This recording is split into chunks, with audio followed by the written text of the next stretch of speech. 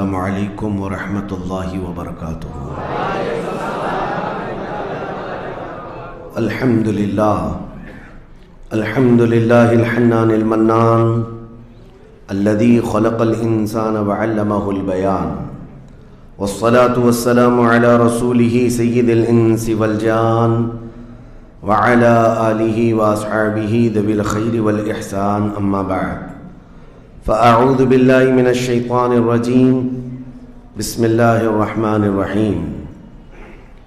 كل نفس ذائقة الموت وإنما توفون أجوركم يوم القيامة فمن زحزح عن النار وأدخل الجنة فقد فاز وما الحياة الدنيا إلا متاع الغرور، صدق اللہ مولانا العظیم۔ بارگاہ رسالت مآب صلی اللہ تعالی علیہ وسلم میں درود پاک کا ہدیہ پیش کریں۔ اللہم صلی علی سیدنا و مولانا محمد معدن الجود والکرم وآلہ واصحابہ الکرام وابنہ الکریم وبارک وسلم صلاۃ دائمۃ سرمدا ابدا۔ عزیزان گرامی وقار، ہماری زندگیاں اللہ تبارک و تعالیٰ کی طرف سے عطا کی ہوئی ایک بہت شارٹ پیریڈ میں، تھوڑے سے لمحات میں امتحان کے میدان میں چل رہی ہیں، اور اللہ نے قرآن میں فرمایا ہے خلق الموت والحیات لیبلوکم ایکم احسن عملا۔ اس نے موت اور زندگی اس لیے بنائی ہے تاکہ تمہیں پہچانے، تاکہ تمہیں آزمایا جائے کہ تم میں سے اچھے عمل والا کون ہے۔ ہم دارالعمل اور دارالامتحان میں ہیں۔ یہ زندگیاں بہت تیزی سے ہماری گزرتی چلی جائیں گی، اور وہ فرمان مخبر صادق صلی اللہ تعالی علیہ وسلم آپ کے حوالے کرتا ہوں۔ حضور پاک صلی اللہ علیہ وسلم نے فرمایا ایک دور آئے گا قیامت کے قریب جب بچے جوان نظر آئیں گے اور جوان بوڑھے نظر آئیں گے۔ یہ وہی دور ہے۔ چھوٹے سے چھوٹے بچوں کو دیکھیں، وہ جوانی کی باتیں کرتے ہیں۔ پچھلے دور میں جوانوں کو جو باتیں معلوم نہ ہوتی تھیں، وہ آج کے 5 سال 6 سال کے بچوں کو ساری چیزیں معلوم ہیں۔ یہ مکمل موبائل آپریٹ کرنے کی تعلیم ان کو ہم سے زیادہ آتی ہے۔ یہ اس قدر جوان نظر آتے ہیں، اور جو جوان ہیں وہ جوانی میں تھک چکے اور بوڑھے لگنے لگ گئے، اپنے ہاتھوں جوانی برباد کیا اور بڑھاپا ان کے چہروں پر نظر آنے لگ گیا۔ تو یہ قیامت کی وہ اس نشانی کے بارے میں جو حضور نے فرمایا تھا، وہ دور آ چکا۔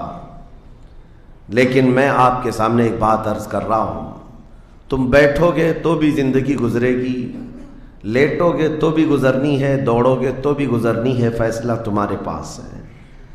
زندگی یوں گزر جائے گی، اور پھر وعدہ الہی آ جائے گا جس کو اللہ نے فرمایا ہر نفس کو موت کا مزہ چکھنا ہے، دنیا سے جانا ہے، اور تمہارا جو کچھ بھی اجر ہے اللہ کے ہاں قیامت کے دن دیا جائے گا۔ اور پھر جو شخص دوزخ سے بچا لیا گیا اور جنت میں داخل ہوا، وہی سب سے کامیاب زندگی گزارا۔ کامیاب ہے کون؟ وہ قیامت کے دن پتہ چلے گا۔ ہمارا دوزخ سے بچ جانا اور جنت میں داخل ہو جانا، یہی کامیابی ہے۔ اور اللہ تعالیٰ فرماتا ہے وَمَا الْحَيَاةُ الدُّنْيَا إِلَّا مَتَاعُ الْغُرُورِ۔ میرے اس پورے عنوان کا یہ حصہ اہم ہے۔ اللہ فرماتا ہے اور دنیا سوائے دھوکے کے سامان کے کچھ نہیں۔ جس نے دنیا بنائی وہ خود فرما رہا ہو، جو اس کائنات کا خالق ہے وہ خود فرما رہا ہو، یہ دنیا دھوکے کے سامان کے علاوہ کچھ نہیں۔ یعنی یہاں پر انسان اکثر دھوکہ کھا جاتا ہے۔ دھوکے کا مطلب یہ نہیں ہے کسی دوست سے دھوکہ کھا رہا ہے، بلکہ وہ پوری اپنی زندگی میں دھوکہ کھایا ہوا ہے۔ جس چیز کو اسے حاصل کرنا تھا، دنیا نے اس کا منہ موڑ کر کسی اور چیز میں لگا دیا ہے۔ یہ دھوکہ نہیں ہے تو اور کیا ہے؟ میں آپ کو ایک بات بتا دوں، آپ گھر سے نکلے تھے، سامان سب باندھ کر کے دلی جا رہے تھے، اسٹیشن پر کسی نے پکڑ لیا اور کہا آؤ چلو میں تمہیں ٹرین میں بٹھا دیتا ہوں، اور اس نے تمہیں دلی کی ٹرین کی بجائے تمہیں مدراس کی چنئی کی ٹرین میں بٹھا دیا۔ بیٹھ گئے تم. مجھے بتاؤ یہ دھوکہ ہوا کہ نہیں ہوا تمہارے ساتھ؟ بہت بڑا دھوکہ ہوا کہ منزل تمہاری کہیں اور تھی، تم کہیں اور چل پڑے. دیکھنے کو ٹرین سیم دکھ رہی تھی، تم نے اس کی بات کا یقین کیا اور بیٹھ گئے، اور جب پہنچے تو پتا چلا نہیں میں تو دلی پہنچا ہی نہیں، میں چنئی آ گیا. زندگیاں اسی طرح سے گزر رہی ہیں. تم جس راستے پر چل رہے تھے اصل تمہاری منزل مدینہ طیبہ ہے، تمہارا سفر حضور پاک کے قدموں تک پہنچنا ہے، لیکن ایرا غیرہ آتا ہے اور تمہیں کسی دوسرے ٹریک پر ڈالتا ہے اور تم چل پڑتے ہو اس کی بات پر. اسی لیے قرآن نے کہا یہ دھوکے کے علاوہ کچھ نہیں ملتا یہاں پر. دنیا اور دنیا داروں پر تم کبھی بھروسہ نہ کرنا، تم اپنی منزل پر ہمیشہ توجہ رکھنا. تمہاری منزل یہ نہیں ہے. اسی لیے شاعر نے کہا تھا غلط روی سے منازل کا بعد بڑھتا ہے، مسافروں روش کارواں بدل ڈالو. تم ٹیڑھے میڑے چلتے رہو گے تو منزل لمبی ہو جائے گی، فاصلہ دور ہو جائے گا. اس لیے چلنے کا طریقہ بدل ڈالو، تمہارا سفر آسان بھی ہو جائے گا اور منزل جلدی پہنچ جاؤ گے. اب جو بات مجھے کہنی تھی وہ یہ ہے، زندگی جب اتنی شارٹ ہے اور آزمائش کے لیے تمہیں یہاں بھیجا گیا ہے تو مجھے ان نوجوانوں کو دیکھ کر کے کبھی درد ہوتا ہے جو رات بھر نکڑ پر بیٹھ کر کے اپنے وقت کو ضائع کر رہے ہوتے ہیں، جن کی زندگیاں انہوں نے اپنی جوانیاں اپنے ہاتھوں سے برباد کر رکھی ہیں. تمہیں پتہ ہے ایک رات جو ہماری زندگی میں آئی، آج کا دن تم کروڑوں دولتیں لگا دو یہ دن دوبارہ کبھی نہیں آئے گا. تمہاری زندگی میں کیا قیامت تک واپس نہیں آنا ہے اس دن کو. دنیا چل پڑی ہے، پیچھے کی طرف کبھی نہیں آئے گی. اللہ کا قانون ہے یہ جو وقت گزر رہا ہے ہمارا دوبارہ ہماری زندگی میں کبھی نہیں آنا ہے. لیکن کتنے مزے سے، کتنے ٹھاٹ باٹ سے نوجوان، ہاتھ میں کچھ نہیں، آس پاس کچھ نہیں، عمل بھی کچھ نہیں، ایسے بے فکرے ہو کر کے زندگی گزارتے ہیں. تو سوچنا پڑتا ہے جس امت کو پوری دنیا آگ میں جھلسا چکی ہو، پوری دنیا اس امت کو اپنے نشانے پر رکھی ہو، اس امت کا غیور نوجوان رات بھر گیم کھیلتے ہوئے گزارتا ہے، اسے کسی چیز کا احساس نہیں. مجھے بتاؤ کیا ہماری کیفیتیں ایسی نہیں ہو گئی ہیں جیسے برائلر چکن ہوتے ہیں، فارم مرغیاں ہوتی ہیں، ان مرغیوں میں سے قصاب کسی کو بھی پکڑتا ہے کاٹتا ہے، دوسری مرغیاں تو چرنے میں مصروف رہتی ہیں، کوئی آواز نہیں ان کی. ایک مرغی کٹی، دوسری مرغی کٹی، وہ کٹتی چلی جاتی ہیں، باقی مرغیوں کو کسی چیز کا احساس نہیں. کیا یہ زندگی گزارنے کے ایسے طریقے نہیں ہو گئے؟ آج ہمیں روز اٹھنے کے بعد ایک نیوز پہنچائی جاتی ہے کہ تمہیں کاٹا گیا، تمہیں مارا گیا. نہ جانے ہم کتنی مسجدوں کے مینار گرتے ہوئے دیکھ رہے ہیں، کتنے اولیاء کاملین کے مزارات کو جلا کر خاک کرتے ہوئے دکھائے جا رہے ہیں. اور ہمارے امت کے ساتھ ہی نہیں، بانی اسلام کی عزت کے ساتھ مذاق یہ روزانہ نہیں چل رہا ہے. یہ تمام حالات کے بعد اب مجھے فکر اس بات کی ہوتی ہے، میاں جب ہمارے گھر میں جنازہ رکھا ہوتا ہے تو ہم کھانا تک نہیں بناتے چولہے پر گھر کے اندر، اور جب امت پر ایسے حالات گزر رہے ہوں تو کیا اس نوجوان کو یہ زیب دیتا ہے کہ وہ عیاشی میں رات گزارے؟ کیا اسے یہ زیب دیتا ہے کہ وہ نکڑ پر بیٹھ کر پوری رات کو تباہی کے اڈے پر گزارے؟ تمہارے ہاتھ میں تاش کے پتے، تمہارے ہاتھ میں شراب کی بوتلیں کیسے آ گئیں؟ یہ امت وہ ہے، تمہیں میں بتاؤں، جنگ تبوک ایک جنگ ایسی ہے حضور پاک صلی اللہ تعالیٰ علیہ وسلم کی زندگی پاک میں 900 کلومیٹر کا فاصلہ ہے مدینہ طیبہ سے. ہوا یہ تھا کہ ایک صحابی رسول حضور صلی اللہ تعالیٰ علیہ وسلم کے قاصد بن کر جا رہے تھے، اور بیچ راستے میں ایک عیسائی بادشاہ کے گنڈوں نے اس صحابی رسول کو گرفتار کیا اور ان کو ٹکڑے ٹکڑے کر قتل کر دیا. پاپ لنچنگ اس زمانے میں بھی ہو رہی ہوتی. یہ خبر جیسے ہی مدینہ طیبہ پہنچی، وہ لوگ ایسے نہیں تھے کہ انا للہ پڑھ کر خاموش ہو جاتے. صحابہ کرام کا جم غفیر مدینے میں جمع ہوا. عرض کیا یا رسول اللہ صلی اللہ علیہ وسلم آپ کا حکم کیا ہے؟ نبی کریم صلی اللہ تعالیٰ علیہ وسلم نے صحابہ کرام کو بھیجا. اس میں سپہ سالار کی تعداد کئی صحابہ کی تھی اور جب یہ لشکر جرار مدینہ طیبہ سے نکلا 900 کلومیٹر دور چل کر کے گئے اور وہاں جا کر کے جن لوگوں نے حضور کے ایک غلام پر ہاتھ اٹھایا تھا ان کے بخیے کھڑا کر دیے اور ان کو الٹ پلٹ کر کے آئے اور لوگوں کو یہ میسج دیا تھا کبھی حضور کے غلاموں کی طرف چھیڑ خانی نہ کرنا ورنہ پورا مدینہ باہر آ جائے گا. یہ یونٹی، یہ اتحاد، ان کے اندر یہ احساس میرے آقا صلی اللہ تعالی علیہ وسلم نے پیدا کر رکھا تھا کہ کل مؤمن جسد واحد. حضور صلی اللہ تعالی علیہ وسلم نے فرمایا کہ پورا جتنے مومن ہیں وہ سب ایک جسم کی طرح ہیں، ایک جسم کی طرح ہے. اذا اشتکى عضو تداعى له سائر الجسد بالسحر والحمى، جیسے ایک پارٹ کو اگر درد ہوتا ہے تو پورے جسم میں بخار آتا ہے. مومنوں کی کیفیت یہ ہونی چاہیے، لیکن احساس دھیرے دھیرے ختم ہوتا چلا گیا.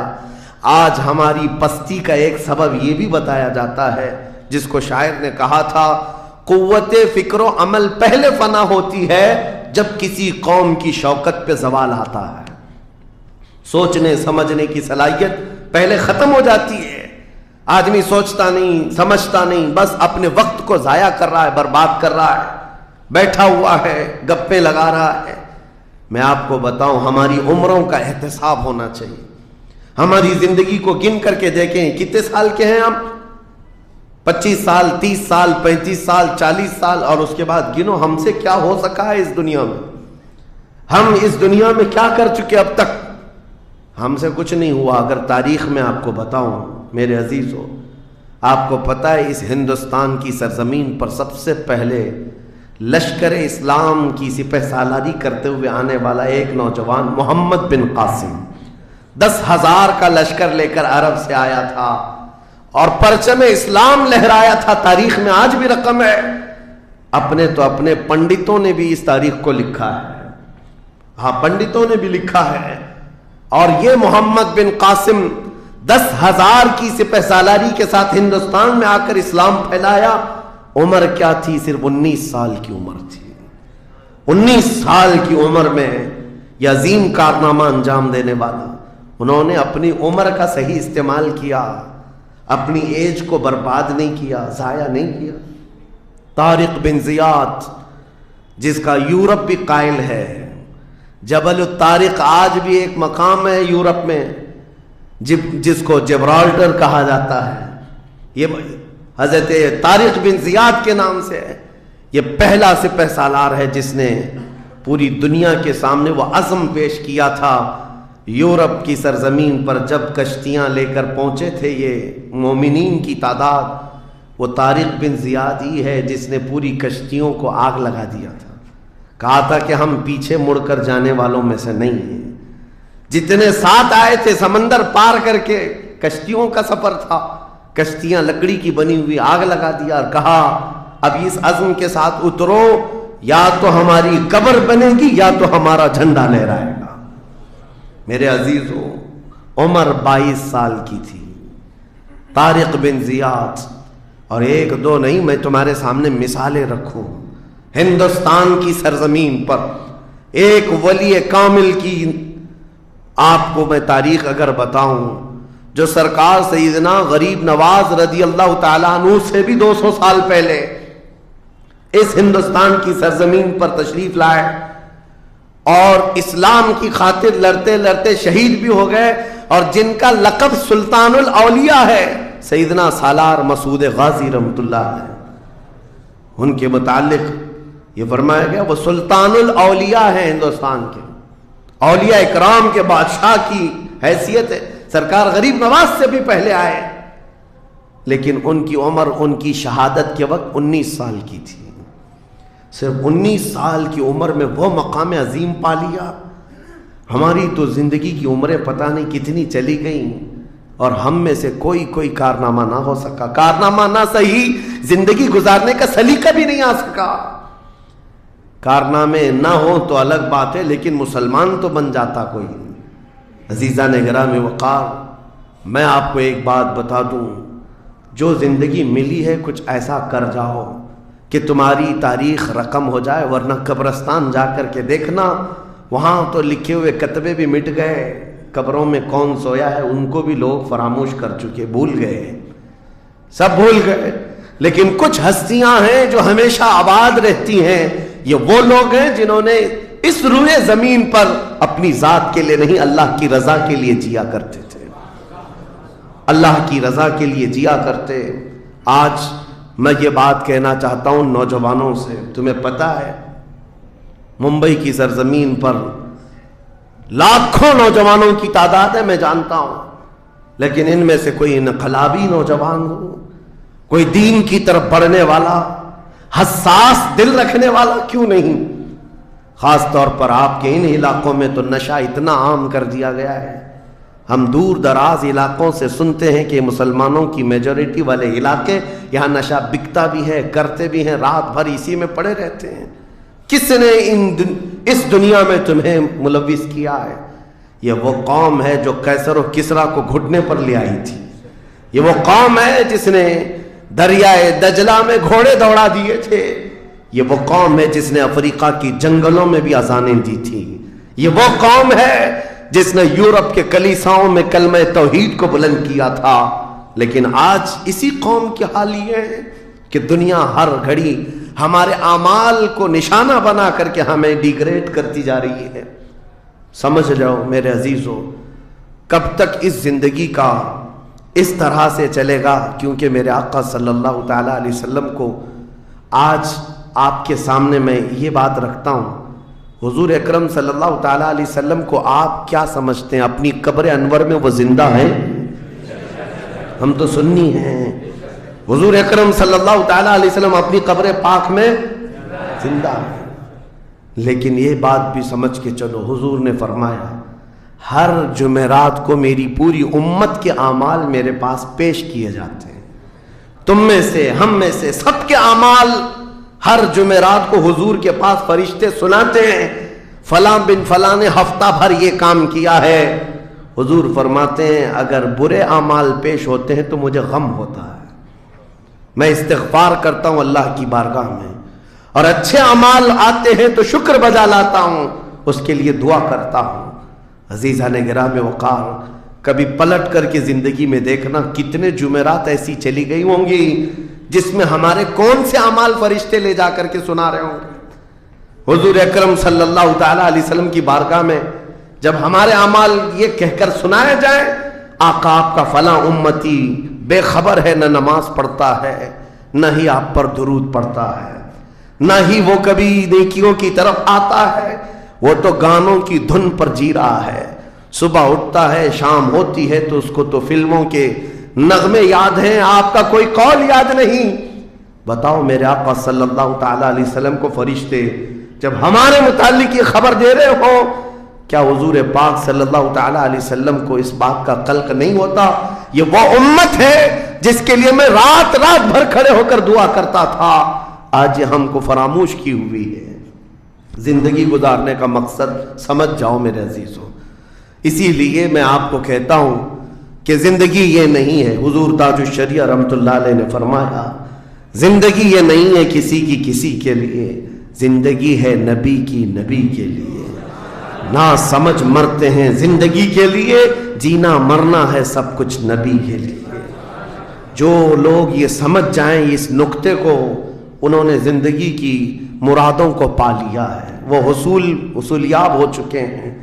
لیکن جو اب تک بھٹکے ہوئے ہیں ان کو میں دعوت فکر دوں گا، ایک بار سوچ لو، ایک بار سوچ لو، ویسے ہی دنیا ختم ہونے والی ہے اور تمہاری موت آنے والی ہے، ایک بار سوچ لو، ایک بار سوچ لو کہ ہمارے ساتھ آخرت میں ہونا کیا ہے، قبر میں ہمارے ساتھ بیٹھنے والا کون ہے، ہمارے ساتھ تنہائی کا نگہبان کون ہے، اور محشر کے اس بھرے میدان میں ہمارا ہاتھ پکڑنے والا کون ہے۔ جب بار بار یہ سوچو گے تو اس فکر کو پہنچو گے کہ وہ صرف اور صرف ایک ہی ذات ہے، کون دیتا ہے دینے کو منہ چاہیے، دینے والا ہے سچا۔ حضور پاک صلی اللہ تعالیٰ علیہ وسلم کی طرف لو لگا دو۔ اس کو جن لوگوں نے اپنی زندگی میں پہچان لیا وہ امام اہل سنت بن گئے، مجدد وقت بن گئے۔ اعلیٰ حضرت امام اہل سنت فاضل بریلوی رحمۃ اللہ تعالیٰ علیہ کے متعلق ایک بات میں آپ سے کہوں، وہ بڑے عالم تھے، بڑے فقیہ تھے، بڑے محدث تھے، اور بہت سارے علوم پر انہیں مہارت تامہ حاصل تھی، سب اپنی جگہ پر، لیکن یہ سارے علوم نے مل کر اعلیٰ حضرت کو اعلیٰ حضرت نہیں بنایا. ان کو اعلیٰ حضرت بنانے والی چیز حقیقت میں عشق رسول ہے. حضور پاک صلی اللہ تعالی علیہ وسلم سے بے انتہا لگاؤ یہ مقام پیدا کر دیتا ہے، یہ مقام. ورنہ عالم تو بہت سارے، کتابیں لکھنے والے بھی بہت سارے، لیکن جس نے عشق کی بولی بولی دنیا اس کو پہچاننے لگ جاتی ہے، دنیا اسے پہچاننے لگ جاتی. زندگی کا مقصد وہ سمجھ گئے کہ ان کی غلامی کرنے میں ہی یہاں پر عروج و ترقی ہے. اسی کو خانوادہ اعلیٰ حضرت سے ان کے پوتوں تک بھی یہ فکر پہنچی. تاج الشریعہ نے فرمایا بلحوثن سیم و زر کی بندگی اچھی نہیں، ان کے در کی بھیک اچھی، سروری اچھی نہیں. تم جو سوچ رہے ہو زندگی کے طور طریقے ایسے ہونے چاہیے، ویسے ہونے چاہیے، گزار لو جتنے دن چاہے بڑے بڑے بنگلوں میں، بڑی بڑی گاڑیوں میں، بڑی جائیدادوں میں، لیکن زندگی میں وہ عزت نہ پاؤ گے جو میرے مصطفیٰ کے قدموں میں ملے گی، جو حضور کی غلامی میں ملے گی وہ عزت نہیں پا سکتے. عزیزان گرامی وقار، نبی کریم صلی اللہ تعالی علیہ وسلم کے ان صحابہ کو دیکھتے ہیں جنہوں نے زندگی کو ضائع نہیں کیا، ایک پل بھی ضائع نہیں کیا. آج میں آپ کو اسی لیے کہہ رہا ہوں موت آنے والی ہے، اس سے پہلے ایک وقت بھی، ایک لمحہ بھی ضائع ہونے مت دینا، برباد ہونے مت دینا. جو وقت ہے، میں مصر میں دیکھتا تھا بسوں میں بھی، اور کبھی کبھار ٹکٹ کاؤنٹر پہ جو لائن لگی رہتی تھی ایک اسٹیکر لگایا گیا تھا، اکثر جگہوں پر یہ اسٹیکر پڑھنے کو ملتا تھا، اجعلوا الانتظار فی الاستغفار. یہ جو ویٹنگ ٹائم ہے اس کو خالی کھڑے ہو کر کے مت گزارو، اتنی دیر استغفار کرو اور درود پاک تو پڑھو، وقت کو ضائع نہ کرو. تمہارے پاس اللہ نے وقت دیا، بیٹھے ہو تو پڑھو، کھڑے ہو تو پڑھو، کیونکہ یہ وقت تمہارا بربادی میں نہیں لکھا جائے گا، تمہارا یہ وقت ضائع کرنے والوں میں نہیں لکھا جائے گا. عزیزان گرامی وقار، آپ کو میں ایک بات بتا دوں، جن لوگوں نے اپنی زندگیوں میں بڑے بڑے محلات بنائے، آج ان کے لیے بھی تاریخ ہے، مگر کس انداز سے، کس انداز سے. آج دنیا نے آپ کو ایسے ڈائیورٹ کر رکھا ہے، جو کام ہونے کے تھے وہ نہیں کرنا ہے آپ کو، لا یعنی کاموں میں مصروف ہو گئے. جو چیز تمہارے حصے کی تھی نہیں اس پر انرجی خرچہ کرتے رہ گئے، اور جو چیز تمہارے کام کی تھی اس کو تو بھول ہی گئے. آپ کو میں ایک بات بتا دوں، ہو سکتا ہے شاہ جہاں نے تاج محل بنایا، اور پھر بادشاہ قطب الدین کے زمانے کے نشانیاں موجود ہیں، لال قلعے بن گئے، قطب مینار بن گیا، بڑی بڑی عمارتیں ہیں، لوگ اوپر سے نیچے دیکھنے کے لیے آتے ہیں. لیکن میں یہ کہتا ہوں یہ کوئی کمال کی چیزیں تھی نہیں، کمال کی چیزیں تھی نہیں.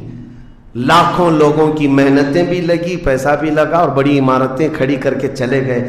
ہزاروں کی تعداد میں تاج محل میں لوگ جاتے ہوں گے. تاریخ تو لوگوں کو تھوڑی بہت تو پتہ ہوگی کہ اپنی بیگم کی محبت میں بنایا ہوا ایک محل ہے، اور بیگم کی قبر بھی وہاں ہے، لیکن جانے والے کبھی کسی کو سنا ہی نہیں کہ ایک فاتحہ بھی کوئی پڑھتا ہو، کوئی پڑھتا ہوا نظر آتا ہے. وہ تو پکنک پوائنٹ ہے، ٹورسٹ ایریا ہے، جائے دیکھے آئے. لیکن میرے عزیزو یہ بڑے بڑے محلات اپنی ناموری کے لیے بنا کر تو چلے گئے، لیکن آؤ بریلی شریف کی سرزمین پر ایک مدرسہ جو اعلیٰ حضرت نے بنایا، مبارک پور کی سرزمین پر جامعہ اشرفیہ جو حضور حافظ ملت نے بنایا، یہ عمارتیں آج بھی دعوت دے رہی ہیں. ایک دو نہیں، ہر سال ہزاروں کی تعداد میں عالم اور مفتی وہاں سے نکلا کرتے ہیں. یہ کام کی چیزیں تھی جو بزرگوں نے کر دیا کہ امت کو ایسا کچھ دے جاؤ کہ وہاں سے آنے والا کچھ فیض اٹھا کر کے جائے. تاج محل لے کر کے کیا کرنا ہے؟ پیسے کمانا ہے یا ٹورسٹ ایریا بنانا ہے؟ لیکن ایک ایسا ادارہ جس میں پڑھ کر کے دنیا روشن ہوتی اور آخرت بھی روشن ہوتی. ہم سنیوں کے ہاں یہ چیزوں کی ضرورت تھی، ہمیں لا یعنی چیزوں میں مصروف کر دیا گیا ہے. میں اب تو آپ کو پتہ ہی ہوگا، مجھے تو جلسوں والا آدمی بنا دیا گیا، جہاں دیکھو پروگرام جلسے. میں اصل میں جلسوں والا آدمی تھا ہی نہیں. میں فیلڈ ورک کرنا پسند کرتا ہوں، کسی علاقے میں رہ کر کے قرآن کی تفسیر کرنا اور لوگوں کے درمیان رہنا، لیکن مسلسل سفر کا ایک تجربہ میں آپ کو بتا رہا ہوں۔ ہوں گے یہاں پر بھی بہار بنگال والے، سب ہوں گے، بہار والے، بنگال والے، جھارکھنڈ والے اتنے جلسے کرتے ہیں، 365 دن بھی اگر ان کو تاریخ دی جائے تو بھی کم ہے۔ ایک اینالائز کرنے والے بہار کے رپورٹر ہیں، انہوں نے رپورٹ لا کر کے ہمارے سامنے بتائی کہ حضرت 2022 میں اسٹیٹ آف بہار میں 4000 جلسے ہوئے، 4000 جلسے۔ میں ان کا مخالف نہیں ہوں، لیکن ایک فکر آپ کو بتا رہا ہوں، 4000 جلسے، جن میں سے ہر جلسے کا کم سے کم خرچہ 5 لاکھ روپے، اس سے کم خرچہ کرتے نہیں، 6 مہینے چندہ کرتے ہیں، اس کے بعد بڑا جلسہ کرتے ہیں۔ کیلکولیشن کر کے دیکھا گیا تو سال میں 2000 کروڑ روپے خرچے ہوئے، 2000 کروڑ روپے۔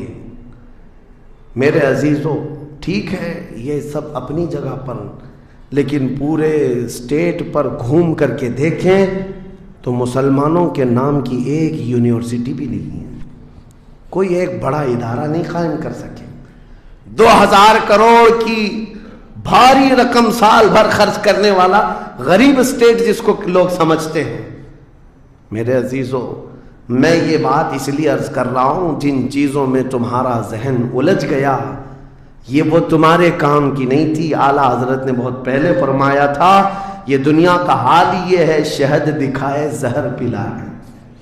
یہاں پر چکا چوند دکھنے والی چیزیں وہ تمہارے حق کی نہیں ہے۔ اور ممبئی والے کیا کرتے ہیں؟ وہ تو بہار والے جلسوں میں ہیں، ممبئی والے کھچڑا کمپٹیشن کرتے ہیں۔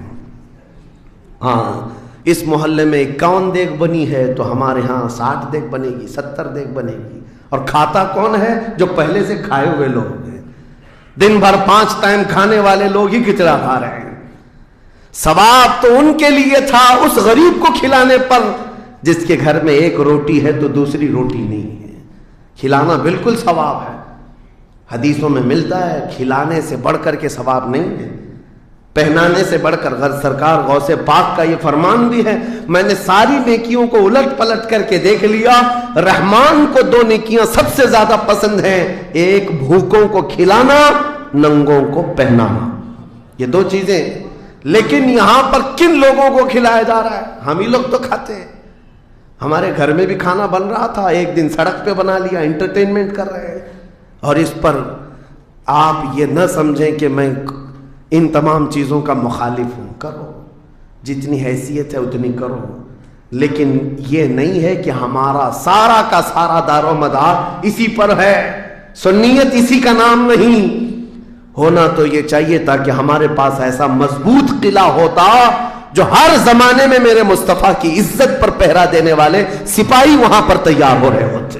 ہمارے پاس نہیں ہے ان تمام چیزوں کی، اس لیے مجھے درد ہوتا ہے اس بات کا کہ ہم نے جن چیزوں کے لیے اللہ تعالیٰ سے امانت لی تھی، ہمیں اللہ تعالیٰ نے نوازا تھا، وہ ہماری رقم بھی غلط جگہ جاتی ہے، ہماری زندگی کا وقت بھی غلط جگہ جا رہا ہے۔ عزیزان گرامی وقا، ان سب چیزوں کا سوال ہوگا قیامت کے دن ہم سے، ہر چیز کا سوال ہوگا۔ اگر ہم نے وقت کو ضائع کیا ہے اور اپنا مال بھی غلط جگہ استعمال کیا ہے، ہر جگہ ہماری پکڑ ہوگی، ہماری پکڑ ہوگی۔ ایک ہفتہ قبل میں نے سنا، ہمارے چاہنے والے ہیں عزیز، انہوں نے کہا ایک درگاہ پہ گئے تھے، سنا ہے ایک بہت بڑے سیٹ ہیں، وہ 2.25 کروڑ کا صرف دروازہ بنا رہے ہیں اللہ کے ولیوں کے آستانوں پر۔ میرے عزیزوں، یہ اللہ کے وہ ولی ہیں، نہ تمہارے دروازے کے محتاج ہیں، نہ تمہاری چادر کے محتاج۔ ان کے انتقال کے بعد جو ان کو اللہ نے مقامات دیے وہ تم نہیں پہنچا سکتے، وہ تو اللہ تعالیٰ کے رحمت میں ہے، جنہیں اللہ تعالیٰ جنت کے جوڑے پہنا چکا ہو، جن کے لیے جنت کی ہوائیں چل رہی ہوں۔ ان اولیاء کے مشن کو زندہ کرنا حقیقت میں ایصال ثواب، ان کے لیے سب سے بڑی نظر و نیاز یہی ہے۔ ماررہ مطہرہ میں حاضر تھا، بڑی خوشی ہوئی، صاحب سجادہ نے بڑھ کر کے یہ اعلان کیا تھا، آنے والے زائرین جتنے سنی آتے ہیں، ہم ان سب سے کہتے ہیں کہ ہمارے اولیاء جتنے یہاں آرام کر رہے ہیں، इन औलिया को जो चादरें डालनी थी वो हम डाल चुके, तुम्हारी तरफ से अब किसी चादर के लाने की जरूरत नहीं, और अगर लाना ही चाहते हो एक दुपट्टा ले जाओ और गरीब बहन के सर पर ओढ़ा दो। ये पैगामात थे खानकाहों के, हकीकत में यही उम्मत का काम है। अजीज़ान गिरामी वक़ार, लायानी कामों में पढ़ कर के हमारा वक्त जो बर्बाद हुआ उसकी तलाफी मुश्किल है, बहुत मुश्किल है। इसलिए मैं सिर्फ ये मैसेज देना चाहूँगा कि ज़िंदगी के उस पॉइंट पर आज हम आ चुके हैं जहाँ आंधियाँ तूफान हर तरह से एक बहुत बड़ी आजमाइश में हम गिरफ्तार हैं। किन किन चीज़ों का इलाज किया जाए समझ में नहीं आता।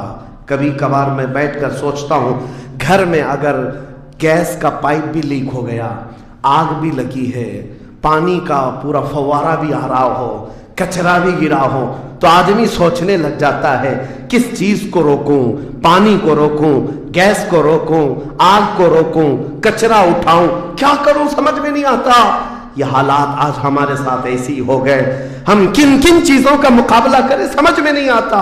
और फिर उस पर मजीद जब हम अपनी कौम की तरफ देखते हैं, ये तो गेम चलाते हुए मजे से बैठे हुए हैं, ऐसा लगता है इन्हें किसी चीज की फिक्र ही नहीं। शायर ने कहा था, जगह जगह के थक चुके हैं तुम्हें ये हंगामे, नशाते लज्जते ख्वाबे गिराम बदल डालो, उठो वो गरना हश्र ना होगा फिर कभी, दौड़ो के जमाना चाल अपनी चल गया। मेरे अजीजों, बस वक्त का एहसास तुम्हारे अंदर आ जाए, जाया न करो। मेरे आका सल्लल्लाहु तआला अलैहि वसल्लम की एक बात मैं तुम्हें बता देता हूँ। आप ये सोचते हैं बहुत सारे नौजवान खाली फालतू इसीलिए बैठे हुए, मेरे स्टेटस के मुताबिक काम नहीं मिलता, मेरे स्टैंडर्ड के मुताबिक मुझे काम नहीं मिलता, बर्बाद किए जा रहे हैं अपनी जिंदगी, लोगों पर बोझ बने हुए हैं।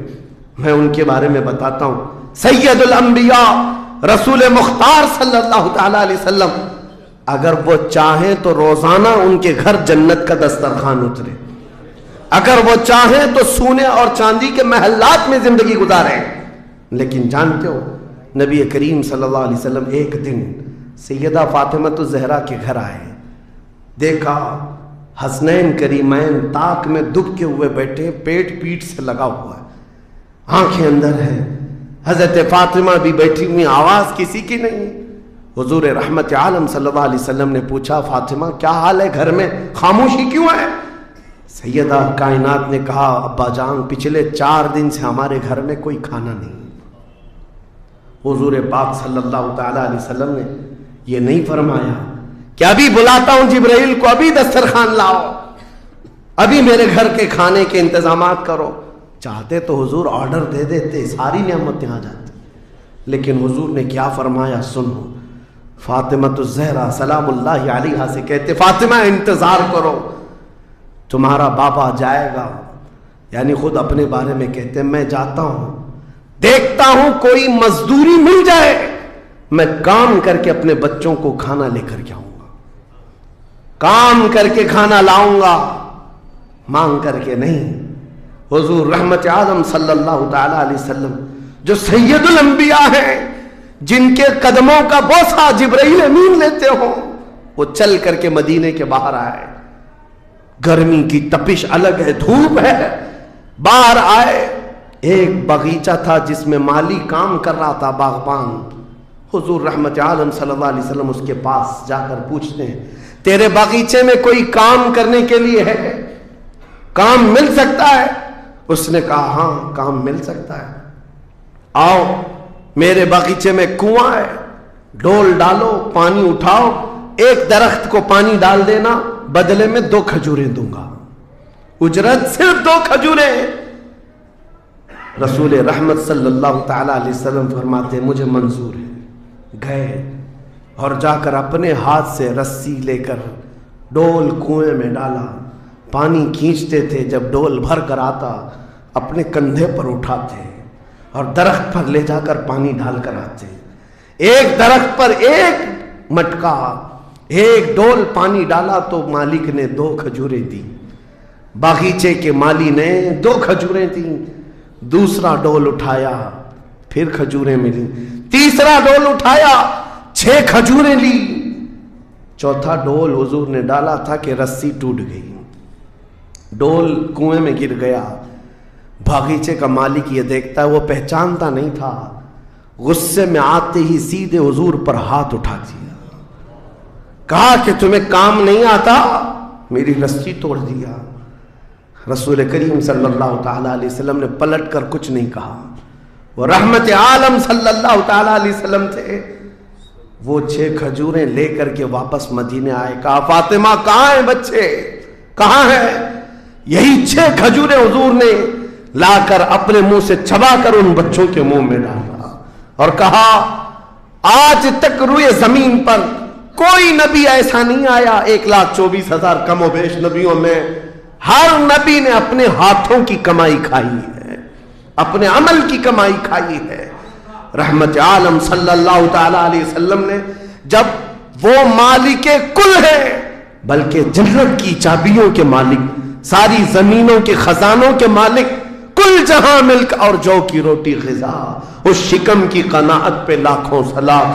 वो लंबे लंबे हाथों से भीख देने वाले आका, सब कुछ होने के बावजूद अगर किसी एक बागीचे में डोल उठाकर पानी भरते हो तो इसीलिए नहीं कि उनके यहां कोई मजबूरी थी, बल्कि उम्मत को यह दर्स देना था, ऐ उम्मत के गयूर नौजवानों, तुम कभी खाली न बैठना, मुझे देखना और अमल करते रहना, और अल्लाह ताला तुम्हें दरवाजे रिस्क के जरूर खोले। खाली बैठे हुए वक्त बर्बाद करने वाले लोगों को मैं अक्सर ये बात सुनाता हूँ, ऐ मेरे अजीजों, मुसलमान मोहल्लों में जहां से भी गुजरो हाल यही है, हाल यही है। रात को 4 बजे तक इनके यहाँ रोशनियां, किस बात के लिए? मियाँ क्या फिक्र हो रही है, किस बात की यहाँ मीटिंग चल रही है, चर्चे किस बात के? उम्मत की तबाही के चर्चे किस बात के? गप्पे लग रही होती हैं, कुछ नहीं। उन दूसरी कौमों को देखो जो फजर से पहले उठकर कामों पर भाग जाती हैं, सूरज डूबने से पहले वो घरों पर आ जाते हैं। आज तुम्हारे अखलाक और किरदार किसी और ने ले ली, एडॉप्ट कर लिए, और तुमको लोगों को ऐसा छोड़ दिया गया बेकायद के, बेक़ियादत के। बहरहाल मेरे अजीजों, बदलना चाहें तो आज भी हम बदल सकते हैं। सिर्फ एक नुक्ता है बदलने के लिए, एक नुक्ता है। मेरी बातें छोड़ दो, मुकर्रिरीन को सुनते हो सकता है लोग ये कहते हैं मौलाना लोग ऐसा बोलते हैं वैसा बोलते हैं, तुम्हारी फिक्रें सब अपनी जगह पर। मेरे अजीजों, मैं तो बहुत निकम्मा आदमी हूं, मैं तो एक छोटा तालिब इल्म भी नहीं हूं, जहालत मेरे अंदर भी है, लेकिन मैं आपको ये कहना चाहता हूं, अगर दिल के अंदर हलचल मच सकती है, इनकलाब लाने की फिक्र आ सकती है, तो इधर उधर की बातें छोड़ो, आमिना के लाल की तरफ देखो, हुजूर अकरम सल्लल्लाहु ताला अलैहि वसल्लम की तरफ तुम्हारा दिल मुतवज्जे हो गया तो मैं कहता हूं तुम्हारी धड़कनें तेज हो जाएंगी, तुम बदल लोगे अपनी जिंदगी को, और उसके बाद एक दिन आएगा फिर तुम ये पुकार कर कहोगे जो बरेली वाले ने कहा था, या रसूल अल्लाह, दहन में जुबान तुम्हारे लिए, बदन में है जान तुम्हारे लिए, हम आए यहां तुम्हारे लिए, उठे भी वहां हुजूर के लिए। जीने का सलीका मिल जाएगा, लेकिन शर्त सिर्फ इतनी है, आज से एक वजीफा दे करके जा रहा हूं जुमा को। पहले भी मैंने एक बार कहा था, जब भी जुमा आए घर पर अब जाते हैं, घरों में अच्छा खाना बनता है, मेरे अजीजों अपने बच्चों को ले लो, बैठ जाओ दस्तरखान पर, लेकिन घर में ये कानून लगा देना, बीवी भी बैठे, माँ भी बैठे, बहन भी बैठे, बच्चे भी बैठे, जिसके घर में जितने लोग हो दस्तरखान पर बैठे, उस वक्त तक हम लुकमा नहीं उठाएंगे जब तक 100 मरतबा मेरे मुस्तफा पर दुरूद ना पढ़ ले। हुजूर सल्लल्लाहु ताला अलैहि वसल्लम को याद करने का माहौल घरों में आ जाए, फिर देखना जिंदगी की बहारें तुम अपनी जिंदगी में देख लोगे। हर गली में इंशाअल्लाह अज़ीज़ ये माहौल बन जाए, फिर कोई बाहर से आया हुआ अजनबी तुम्हारे मोहल्लों में आकर कहेगा ये मुंबई का मोहल्ला नहीं, मदीने की गली नजर आती है, यहाँ से खुशबुए मुस्तफा नजर आती है। हमारी औरतों के अंदर, हमारी बच्चियों के अंदर पर्दे की पाबंदियां हमारी तकरीरों से नहीं, हुजूर की मोहब्बत से आ सकती है। नौजवानों के अंदर नशा से नफरत تقریروں سے کم لیکن میرے مصطفیٰ کی محبت سے آ سکتی ہے، کیونکہ حدیثوں میں ہم نے پڑھا ہے وہ مدینے کے لوگ جو 50 سال پرانی شراب پیتے تھے، ایک فرمان مصطفیٰ کیا آیا، انہوں نے اپنے پرانے مٹکے تک توڑ ڈالے، لبوں تک لگی ہوئی شراب کو پٹک دیا کہ اب نہیں، اس لیے کہ مخبر صادق نے فرما دیا ہے، رحمت عالم نے فرما دیا ہے، یہ محبت کا تقاضا تمہیں ہر برائی سے دور لے آئے گا۔ اسی کو اقبال نے کہا تھا کہ محمد سے وفا تو نے، تو ہم تیرے ہیں، یہ جہاں چیز ہے کیا، لوح و قلم تیرے، ہر چیز کا علاج اس میں مضمر ہے، ہر چیز کا علاج اس میں پوشیدہ ہے۔ سچ کہا کرتے تھے بچپن میں جو شاعر ہم سنتے آتے تھے، ہر درد کی دوا ہے صلی علی محمد، تعویذ ہر بلا ہے صلی علی محمد۔ حضور کا نام پاک ہر درد کے لیے دوا بھی ہے، شفا بھی ہے، اور بیماریوں سے چھٹکارے کے لیے کنسنٹریشن، ایک جگہ توجہ مرکوز کر لو۔ آج سے اپنے دل میں یہ احساس پیدا کرو میں اس کا نہیں ہوں، لوگوں نے مجھے بنا رکھا ہے، یہ اس کا فین ہے، اس کا فین ہے، نہیں۔ بیدم وارسی کو پڑھو، کیا کہتے تھے اللہ والے میرے عزیزوں، کہتے ہیں بارگاہ مصطفیٰ میں یوں عرض کرتے ہیں، سگے طیبہ سب کہہ کے پکارے بیدم، یہی رکھیو میری پہچان مدینے والے۔ یہ دعا کرتے تھے بیدم وارسی کہ اے اللہ کے نبی، اے مدینے کے تاجدار، ساری دنیا مجھے میرے باپ کے نام سے نہیں، مدینے کا کتا کہہ کر کے پہچانا کرے، اپنی پہچان یہ بنا لیا کہ دنیا مجھے دیکھے تو آپ کے نام سے جوڑ کر کے دیکھے، یہ ان کا غلام ہے، یہ ان کا غلام ہے۔ اس بات پر تمہیں بھی فخر ہونا چاہیے، زندگی ایسی گزارو کہ دنیا تمہیں کسی اور کا نہیں، تاجدار مدینہ کا غلام کہنے لگ جائے۔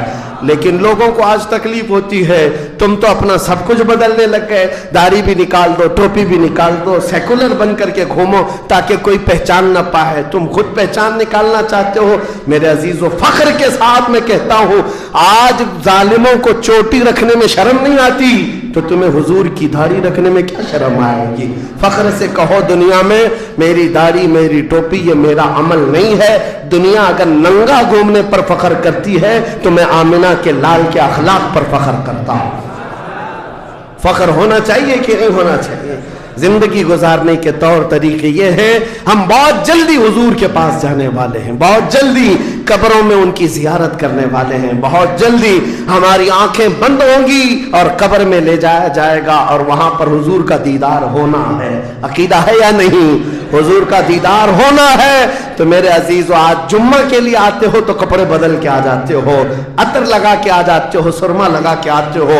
زندگی ایسی گزارو، جس دن ملک الموت بلائے چلو چلنا ہے حضور کے پاس تو تیار رہو، وہ چہرہ لے کر جانا ہے جو حضور کو دکھانا ہے، جو حضور کو دکھانا ہے۔ سنی تو وہ ہے جو مرنے سے بھی نہیں ڈرتا اور یہ کہتا ہے کہ قبر میں جانے کے بعد بھی فرشتوں سے ہم یہی کہیں گے، اب تو پائے ناز سے اے فرشتوں کیوں اٹھو، مر کے پہنچا ہوں یہاں اس دل ربا کے واسطے، مر کے پہنچا ہوں یہاں اس دل ربا کے واسطے۔ حضور کے لیے جینے والا کبھی موت سے بھی نہیں بھاگتا، ڈرتا نہیں ہے۔ موت ان کے لیے حادثہ ہے جن کو جلنا ہے، جلنا ہے، جلنا ہے۔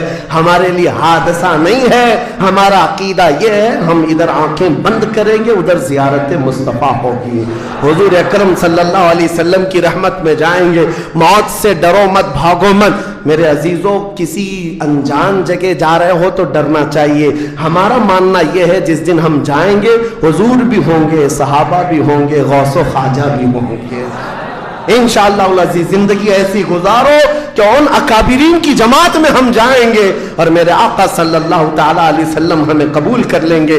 حضور تاج الشریعہ رحمت اللہ تعالیٰ علیہ اپنے جانے سے پہلے یہ فرما کر کے گئے اپنے ایک نعتیہ دیوان میں، یا رسول اللہ میں مروں تو میرے آقا یہ ملائکہ سے کہنا اسے کوئی مت جگانا، ابھی آنکھ لگ گئی ہے، ابھی آنکھ لگ گئی ہے۔ اللہ کریم ہمیں وہ زندگی عطا فرمائے جو دنیا کی تھکن سے چور ہو کر جب آخرت کے سفر پر جائیں تو میرے آقا کی رحمت والی والی جھولیاں ہمیں سامنے نظر آئے، میرے آقا کا حسین چہرہ پاک ہمارے قبروں میں نظر آئے۔